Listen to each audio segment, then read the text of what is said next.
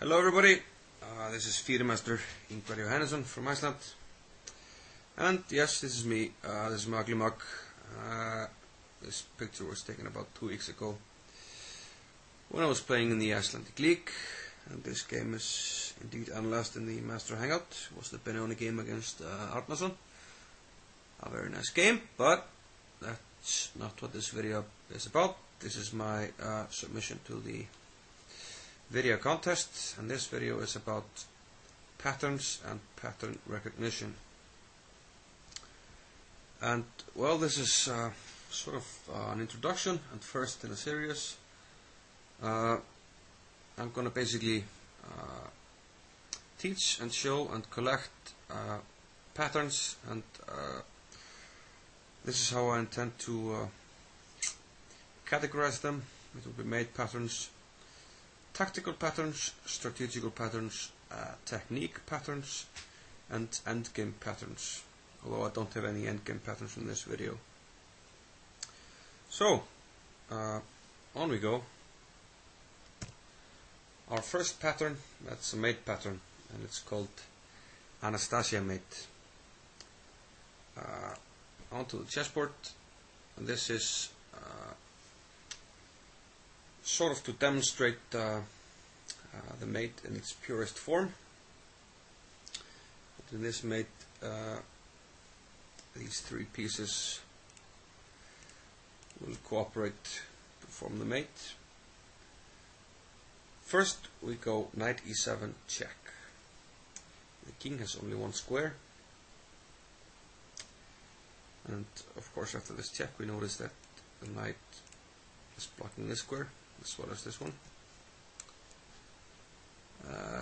and indeed we follow up with queen takes h7 check, which has to be captured, and rook h5 is checkmate. So this is Anastasia's mate. I have no idea why it's called that, but generally it's just called that, and I think it's nice to have a name to associate with these patterns, to refer to them in the future. Let's go on. I have another example. No, don't want to save. Well, this is an opening theory. A Spanish game. Knight takes e4, rook e1, knight c5. Black takes the opportunity to capture the bishop. We take on e5. Mainline is take on c3, but if we take on e5, but if we take on c3, knight takes c6 check, bishop e7, knight takes e7, a very nice move, and if he takes the queen, check. He has to interpose the queen, and then we take with the knight. And this is winning for white. The material is equal, but there's no way out for this knight. And we're also threatening a discovered check here and here as well. So, okay, just going off topic a little bit. Okay, but on we go. Rook takes e5 check, bishop e7. Black is a piece up for the moment, but after knight d5 it's clear that we will recover the piece. Seems logical to castle here, but what happens now? Knight takes e7 check, king h8, queen h5, and well, after seeing the mate pattern in its original and clear form, we know what white is threatening, but after the logical move d6, black fell for it anyway. Queen takes h7, king takes h7, rook h5, checkmate. And this is surprisingly common, and I'll be the first one to admit that about 7 years ago in ICC I was playing black in a similar line, and my opponent blitzed this out, beat me, mated me, and then I got the message, theory. So it was not a comfortable feeling to lose like that, but I've gotten people back with a similar line without a6, but comes to the same. One more thing I'd like to add, well, nothing, it's not related to the pattern, but after g6, queen h6, g6 still doesn't work because we have rook h5. The mate on h7 can't be defended unless by g takes h5, and we have queen f6 mate. Okay.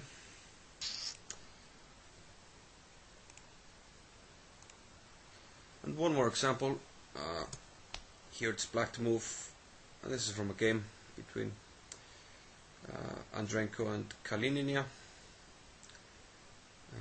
Both rated around 2100, and white's last move was queen to c5. And white overlooked the simple threat of Anastasia's mate by rook e2 check, king h1. Takes and checkmate. So, this was Anastasia's mate, and I'm sure that after watching this that you will notice it next time. Well, on we go. It's mate pattern number 2, and I call that Bowden's mate. Let's have a look at that.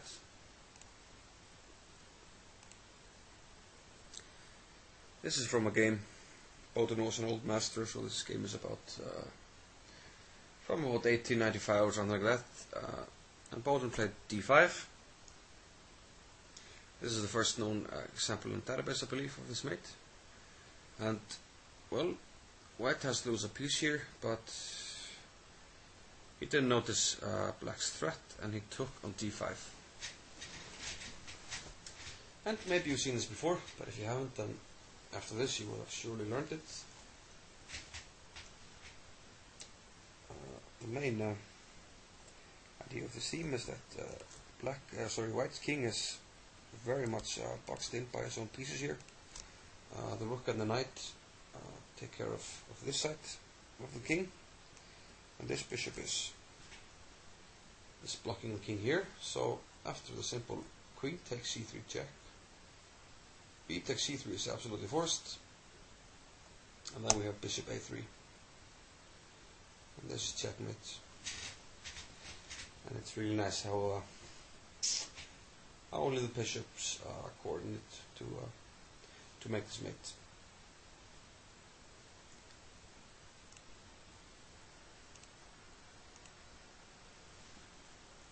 Here we have another game. Black's last move was queen to h5, offering up the exchange of queens. But of course, white denied to exchange queens because, yes, of course, by now you should know, queen takes c6 check, b takes c6, bishop a6, checkmate. I have some further examples here. This is a game between, actually from a simul, between Alexander Alekhine and some guy named Vasic in 1931. And let's just go over this quickly. It's a weird kind of French defense by black. Well, and white as well actually, but after that gf6, bishop d3, black played here b6. Now this isn't exactly like the position with king is on c8, but it's sort of mirrored. We still have this these black pieces blocking. We still have this bishop on the diagonal, and well, you must have noticed by now, queen takes e6 check. Of course, queen e7 we take with mate, but f takes e6 doesn't bring much salvation because we have bishop g6 checkmate. One more example, and this is from a game between Jonathan Rawson, who is now a grandmaster, and a guy named Richardson, and his rating is actually 23-60. But here he played c takes d4. His idea was, well, quite obviously, if white recaptures, he's going to play queen takes e4 check. But my friend Jonathan, he didn't recapture on d4. He of course took on e6, recognizing the opponent's mate. Bishop g6 checkmate. Okay, I think this is quite clear. So those were my two first mate patterns. Okay, I think I have one more. Yes, it's mate pattern number 3, and I call that Stefansson's mate. Hannes Stefansson is an Icelandic grandmaster, and we'll see an example from his game. Okay, I'm not going to say this. Okay, this is the mate in its pure form. Well, as you can see, we have very active pieces. The bishops are very active here. The knight is well placed, and the queen is ready. And indeed, the queen sacrifices itself. Queen takes h5, threatening queen takes h7 mate, and after g takes h5, bishop takes h7 checkmate.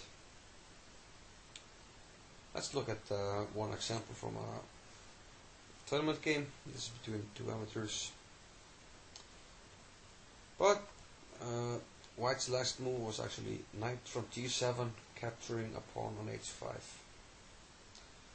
Quite probably overlooking queen takes h5. Now there's nothing to be done about the threat of queen h7 mate, but to take this queen, but unfortunately that allows the Stefansson mate bishop h7. And on we go, one more example, and indeed that's from the game Stefansson Brusson from the Capablanca Memorial. And well, I had seen this mate, of course, before in textbooks, but this was the first time I kind of saw a game between very strong players where this happened or occurred. And well, it's Stefansson to move here, and if you want to play queen takes h5 here, then you're paying some attention, but not enough, because we also have to take into account that we have an opponent in chess, and our opponent can checkmate us here. So what did Hannes Stefansson do here? Yes, of course, he played bishop to e4, attacking the queen, stopping the mate on g2, and after black's forced reply, either queen c8 or even if he plays d5, then we could go ahead with queen takes h5. We are threatening simply queen h7 mate, and well, Brusson resigned here, but of course if he captures the queen, then bishop takes h7 is checkmate. So yes, those were our mate patterns for this edition of my pattern recognition program. It's on to our first tactical pattern, and I call that the undefended bishop on b7 in hedgehog positions.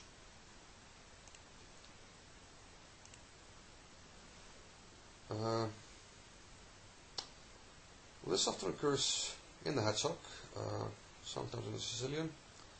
You can get hedgehog-like pawn structures in the Sicilian. But the example I've chosen here is from a game. This is a common way to try to reach the hedgehog for white. e4, intending d4, takes, knight takes. And now we have the hedgehog. Usually black goes a6, knight b to d7. But he has to be a little bit careful, because after knight b to d7, which is indeed a mistake, white has a tactical blow here. And have you seen it? White can play here e5. The point, of course, is that if bishop takes g2, e takes f6, material is equal, but the difference is that We are threatening to capture 2 black pieces. So if black would choose this, he would lose a piece. So the best that black can do after this is d takes e5, bishop takes b7, and take on d4. Notice that rook b8, we have knight to c6, which still should win the exchange. So probably this is the best that black can do. D takes c3, and we are up the exchange. Although black has a pawn for it, white has a winning position. Notice in this example after e5 the importance of the presence of the rook on e1, and I will demonstrate it in our next example, which is very similar but not exactly the same. Here white plays e5 immediately.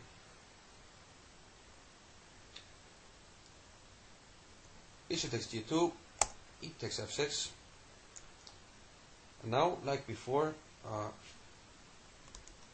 there are 2 black pieces attacked, but this time he's attacking the rook on f1.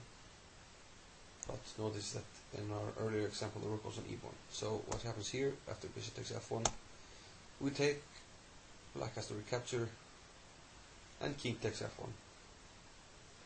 And in this instance we have 2 pieces for the rook and the pawn, and usually we prefer the 2 pieces for the rook and the pawn, and in this instance that's good for white. But again, note the difference and the importance of having the rook on e1 instead of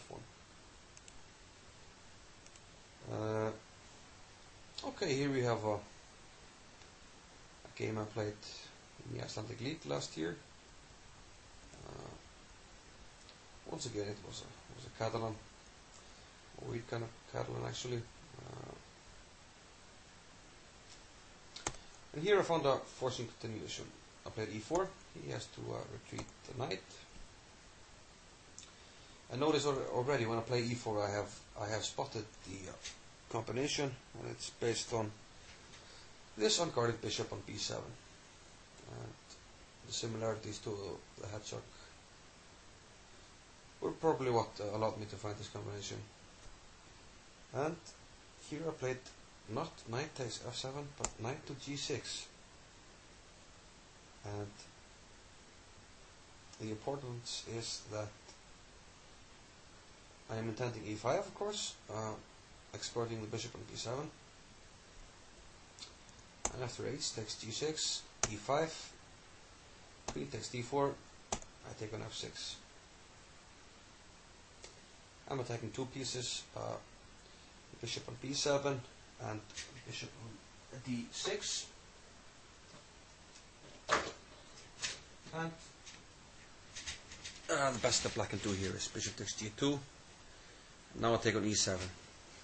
If I had originally taken on f7, the black rook would be there now, so this pawn takes e7 wouldn't come with a tempo game, because after bishop takes f1 I take on f8, and I have simply won a piece, haven't I?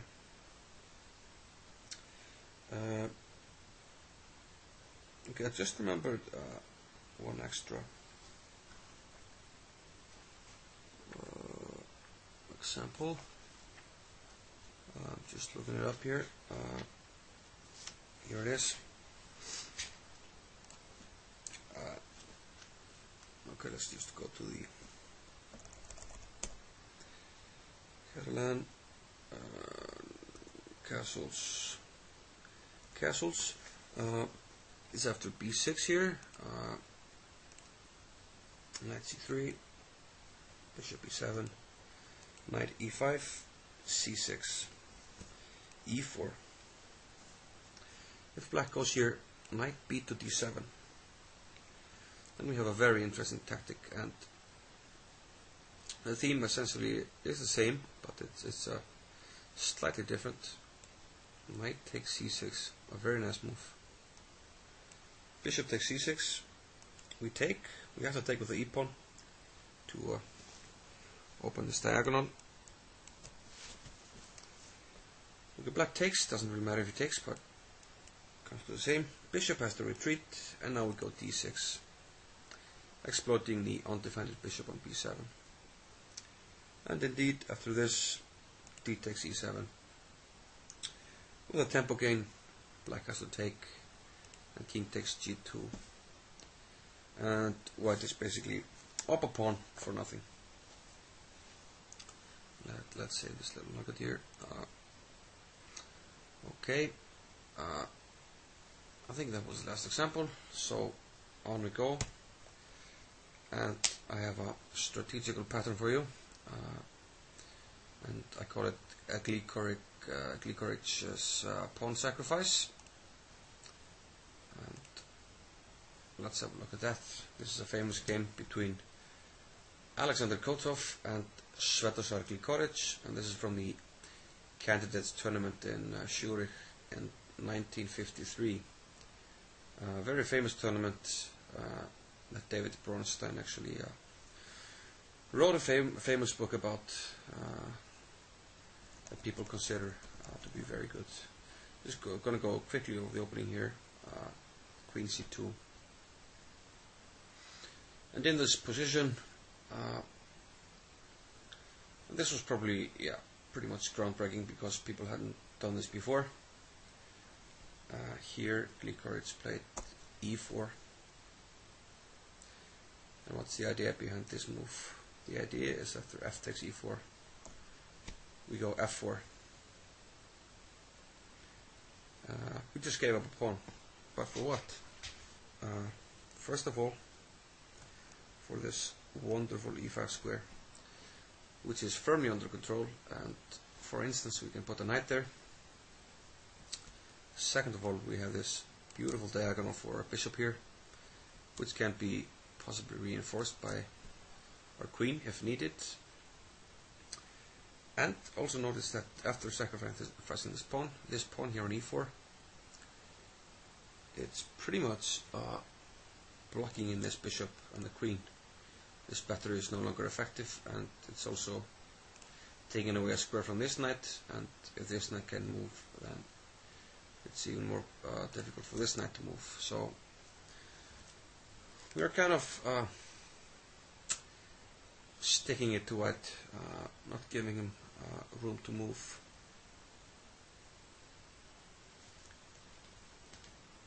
So let's see what happened in the game. Bishop f2, knight d7. It's heading for the beautiful blockading square on e5. Now white went knight to g1. He's intending knight f3 to try to counter the blockade on e5. Gligoric went queen to g5, bishop f1, knight e5. Now he went knight f3, queen e7, and he managed to exchange one piece here. But notice how black totally controls the board. This blockade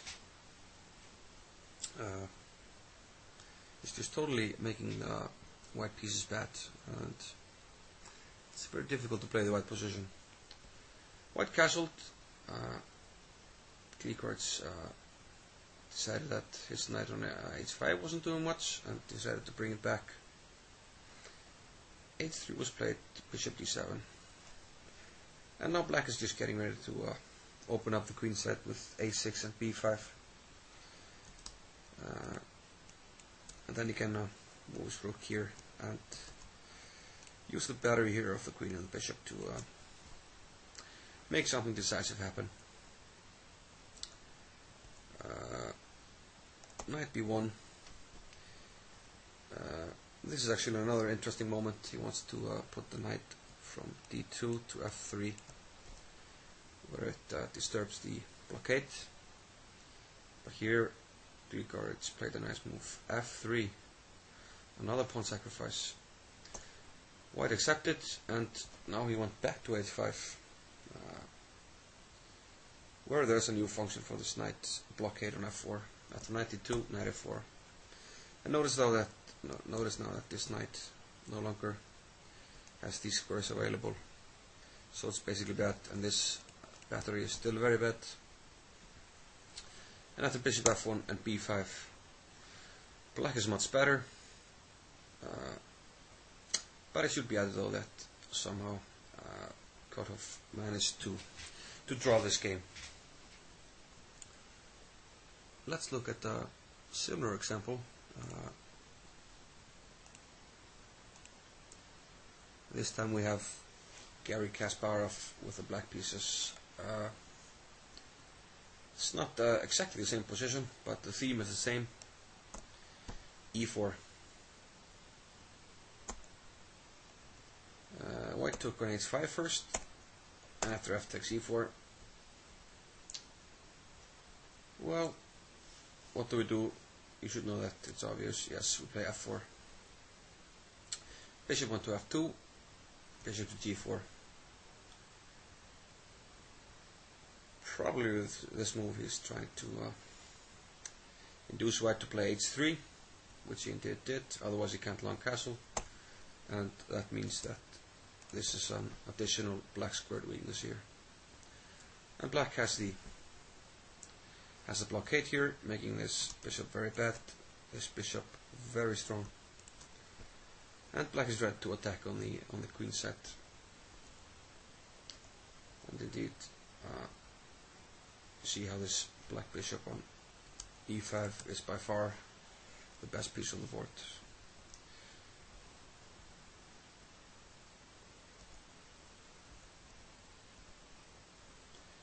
And despite being down opponent, it's black that has all the chances, and of course Kasparov won this game.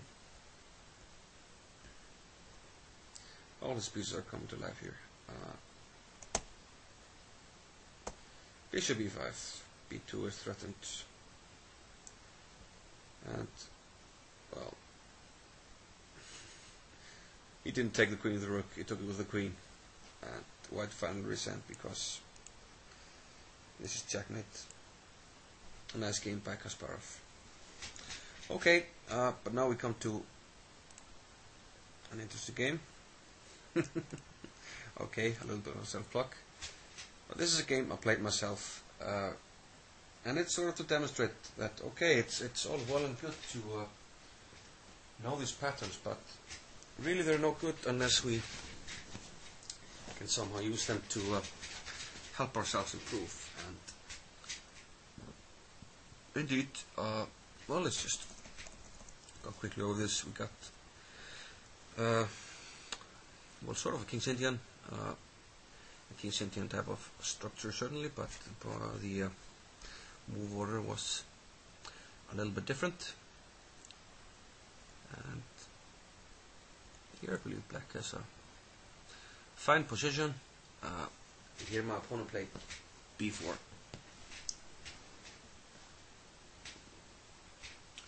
And now I think I played a fine move. And in light of what we have been looking at, you should probably know what that move is. But anyway, you can take a minute to think about it. Well, of course, I played e4, the Glyceric pawn sack. I am blocking white's pieces, and indeed this black square blockade is very strong if you're intending to attack on the king set. White played f takes e4, f4. Bishop d4 was played, and I went knight to e5. You see that black has a very clear plan of attack with simply moves like this. The queen can come over when and if needed, and this bishop will clear the way for this rook to join here. Perhaps this rook has doubled on the file then already, and somehow it will be difficult for white to stop a black attack. white played here bishop takes e5. That's probably a mini mistake because, well, this bishop is simply too strong. Now a further inaccuracy by my opponent. He played h3. And I followed up with f3.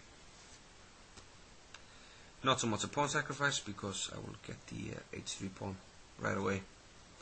After rook takes, pawn takes, bishop takes a3. My pieces are totally coming to life, and he played here king h1. Notice that on f4, I probably just take it and play queen to g5. When I win this piece back and have the bishop pair. So king h1 was played.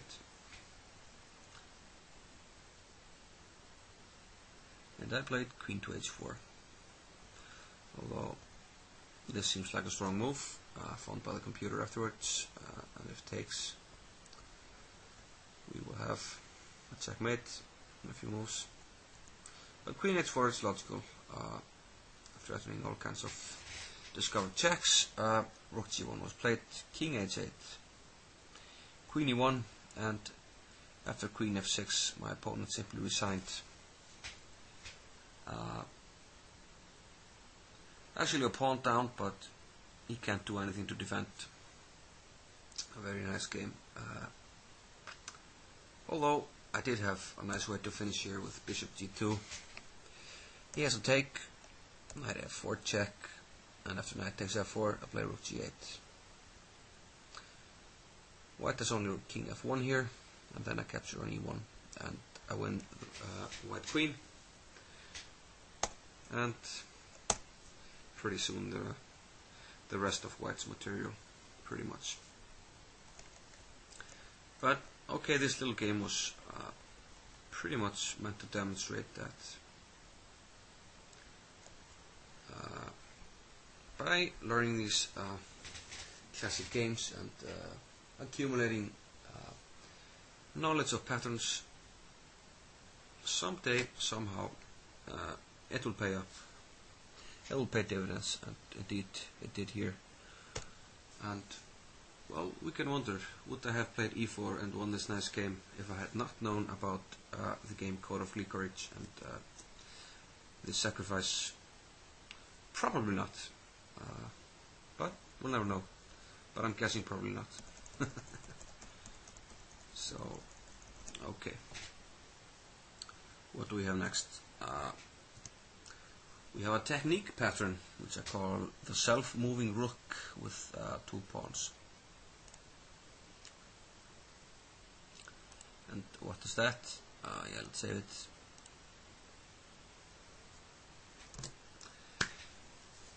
Well, this is a completely fabricated position by myself, but it's meant to demonstrate how these 2 pass pawns and this rook don't really need the help of the white king to push themselves, because it's this is a completely self-movable object, so to say. And the technique is really simple. First move, rook b4. We are guarding the a4 pawn. Black will make some move. We simply play b3. Our next move is rook b5. Then we play a5, b4. After that, b6 where the rook is guarded. And again we push the pawns. Boom, boom. What happens next? The rook goes up and the pawn comes. Boom, boom. And finally the rook goes here and the pawn is ready to promote. In this sample I made up, tried to make some counterplay for black, but somehow there is none. a5, g5. Okay, we can play rook, sorry, b4 here, but why not rook b6 with check? and if the king moves, then b4. g4 trying to make counterplay, but after a6, black has to move the king, because if we go for instance g3 here, then we can break up our pattern, and we have this, which is completely winning.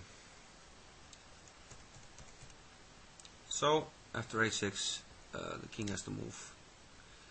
We simply continue with our pattern. King perhaps tries to join. Okay, king c5. King c4 is not the most critical move, but okay. Rook b7. And the pawns are completely being pushed by themselves, and we can even allow this. And finish our pattern here with rook b8, and we are ready to make a new queen here. And there is no counterplay here, we simply bring our king here. And the white wins. Do we have anything more like that? Yes, we have technique pattern number 2. And that's the queen ending, with the queen pushing pawn and defending against checks, perpetual. What do I mean here? I'm talking about a position like this, which is, I believe, quite common. We have a passed pawn more, and a queen ending, and we want to push it. Well, there shouldn't be any problem associated with that, but queen b8 check, king h7. Now we play f3. Notice that our queen is on the same diagonal as our king, and that's really important.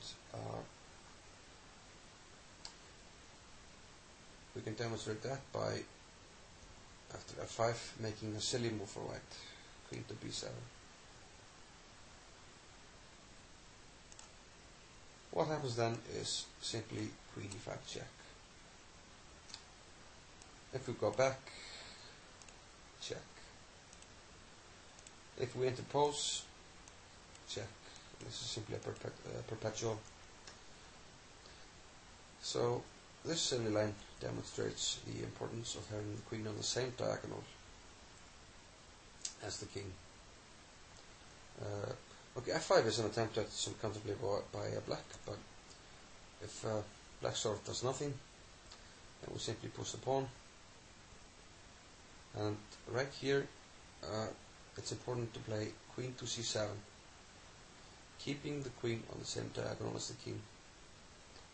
And after this, black can do nothing to prevent the promotion of the pawn. If we, on the other hand, push the pawn, I think this queen c7, don't push the pawn to b7. Go queen c7 and then b7.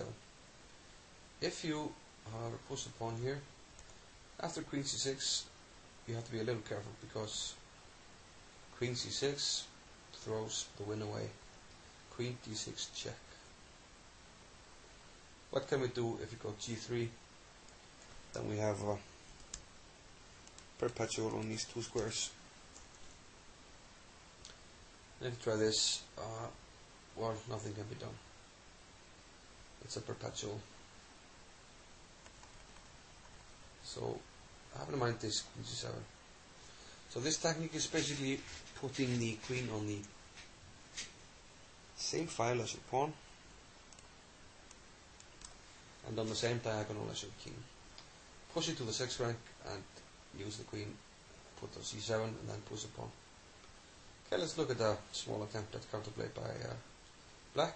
We push, queen t2, e5, f4, and now, because the queen is not putting pressure on b pawn, the black queen, we can play queen c7 and then finish up with b6, b7 and make a queen. All we have to look out for is some kind of counterplay here with a perpetual.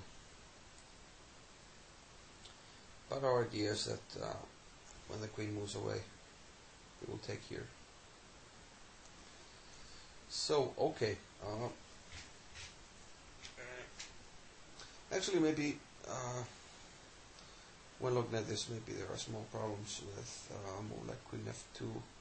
Well, not now because they will take on f4. But when we push b6, I can go queen f2, threatening this perpetual.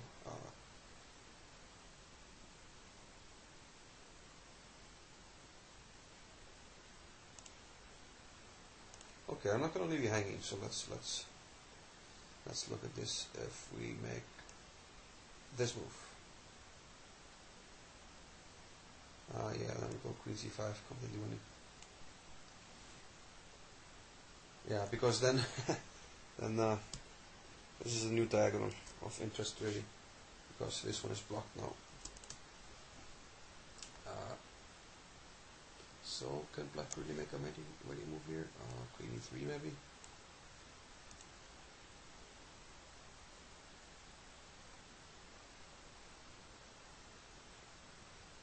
And we have check. And if you can put the queen.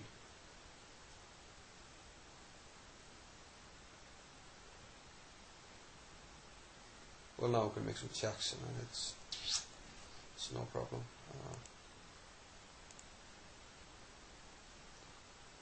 Yeah, okay. I'm seeing some ghosts. I mean, this is +9 for the computer. But basically, this is a good technique to know. And indeed, I have another example. When the king is on g2, on the h1 to 8 diagonal, all the same things.